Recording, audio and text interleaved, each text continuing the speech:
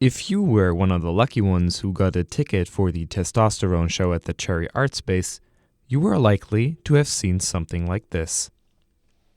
A room with brown carpet all over, a door, a houseplant, a TV screen, a dark blue chaise longue, a yellow armchair, furniture, books, 2 pictures, holes in the wall, a hole in the floor, a cello, a flute, a bottle of champagne, glasses, despair, anger, anxiety, a spider, bad dreams, guns, human organs, ghosts. German playwright Rebekka Kricheldorf wrote Testosterone in 2015. The play is based on a fairy tale by the Grimm brothers titled Von einem der auszog, das Fürchten zu lernen, the boy who went forth to learn fear. In short, it tells the story of 2 unequal brothers. The younger, reasonable and hardworking, the older, lazy and naive. To learn what fear is, the older, bad brother sets out to a distant kingdom where he spends 3 nights in an eerie castle haunted by all sorts of uncanny creatures and his own dead cousin. His incapacity to be afraid plays out to his advantage. He passes the quest and, in return, marries the king's daughter and earns great wealth. Reviewing psychology books, Rebekka Kricheldorf read that psychologists consider excessive fearlessness as pathology. This led her to a complicated train of thought. Fear is a basic feeling that is essential for survival, and if you cannot feel fear, it can lead to an antisocial personality disorder.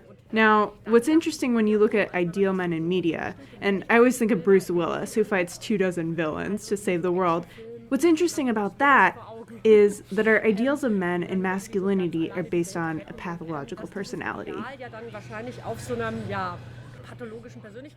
As Samuel Buglen writes in his director's note, Testosterone is less an adaptation of the Grimm fairy tale than inspired by the original story. Although the play does contain fairy tale elements such as dreams, ghosts, and magic numbers, Kricheldorf felt that it needed some adjustments. In the fairy tale, for example, the princess, the only female character, is awarded to the bad brother as if she was a present.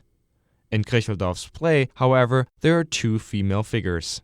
Solveig Reiger, who is the good son's wife, and the so-called fallen angel Silvana, a sex worker who flees from her abusive father and pimp Zlatko.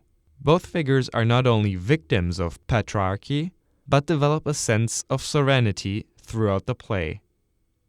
You have misplaced your masculinity. It fell off your egos like rotten fruit from a tree.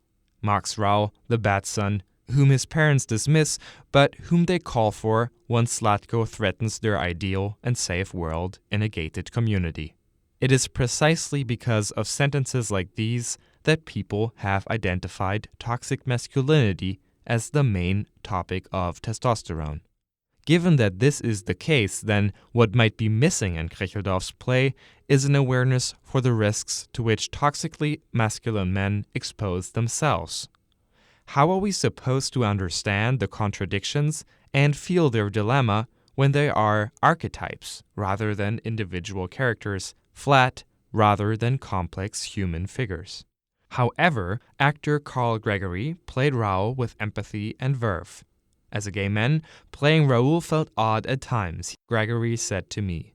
But that wasn't the only challenge. But it's also a very farcical show, so there's a lot of comedy incorporated into it. So at some points I am playing a toxically masculine person, but then at other points I'm really showing the bravado of what we think a toxically masculine person is. So the show goes in and out of reality and kind of farce, comedy, satire, kind of fluidly. College professor Neil Blackadder translated the screenplay from German into English. Not an easy task, considered that Kricheldorf uses a lot of idioms and German sayings in her writing. Plus, the German text alludes to the blank verse, a type of verse typical for classical drama.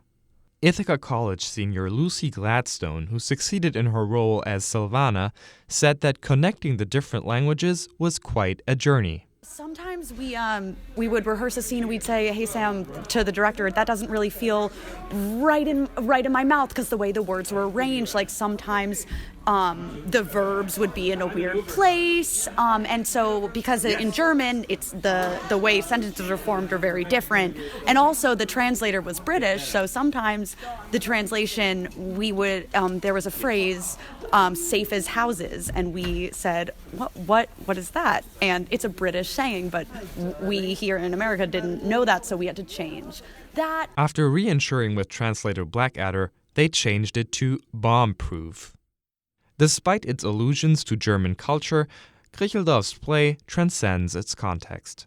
Set in a place simply called Good Neighborhood, it claims validity for every society where the social divide cuts through cities and countries. Ithaca local Ajay commented after the screening that bringing Rebekka's play to Ithaca was exactly the right thing to do. I think, we all have work to do, and I think it's okay for liberals, people on both sides, to go, we need to kind of examine ourselves too, if we want to be in this fight. And so I was just really impressed that the play was able to do that both like in a big picture internationally, and also, being here in Ithaca and going, we all have some work to do too. And at the end of the day, we need to be able to laugh at ourselves a little bit if we want to be able to engage all sorts of other people. Other spectators described the ending of the play as pessimistic. Although patriarch Fabian Klemmer, brilliantly played by Cherry Company member David Studwell, manages to escape the living hell, everything else seems to stay the same. Raoul, feeling emotions for the first time, commits suicide, and Ingo and Solveig are getting married and awaiting a baby, swearing to never leave the neighborhood again. The cycle of reproduction is endless. Kricheldorf believes that a different, more cheerful ending wouldn't have done justice to reality. I don't really come to terms with happy endings. That doesn't mean that there's no hope, but I believe that bitter endings are more honest to show how certain gender roles reproduce and become independent. Regarding the Cherry Artspace production, Kricheldorf, who watched the play several times, was more than satisfied with what director Samuel Bageln and his cast made of her screenplay. Yes, I really liked the production. The actors were great. Lots of great ideas. And I also thought that the director did a good job with the rhythm and timing and this comical excessiveness. Sometimes I think that English and Americans have a greater sense that when it comes to comedy, it all comes down to rhythm, timing, and technique. With her own work, Kricheldorf tries to fight an old prejudice that has persisted in the German theater tradition. The prejudice that comedy is inferior to tragedy. In Germany, people still look down on comedy. Often they say that, it's just boulevard theater, or not as noble, true, or beautiful as tragedy. That's a huge prejudice, and I'm on a mission to show that comedy is only good if it has a serious, dark core. I just refuse to believe that tragedy deals with the serious topics, whereas comedy is irrelevant. Having watched Testosterone at the Cherry Artspace, I think that Kricheldorf succeeded in doing so.